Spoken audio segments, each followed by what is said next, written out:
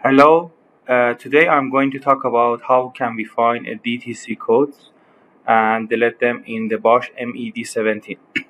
First, we need to search in hex, in low high, and we need to search and we need to reach to the DTC area.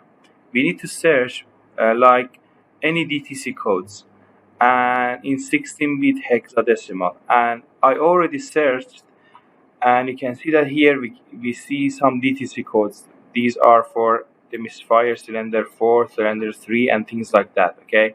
And you can easily search like Control F and write, for example, this as a DTC4, a second auto sensor, and search until you find another DTC codes. Or look, for example, yes, here is not a DTC code area because other DTC is not located here, but here is the DTC code because these are other DTCs. And then you need to find the end of the DTC codes.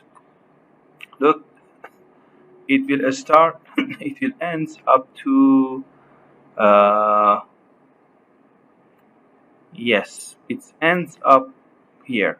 Why? Because we don't have such a DTC. These numbers aren't DTC. We don't have such, but these are values are DTC codes. And we need to find the start values. Then we can search to see, yes, this is a start value.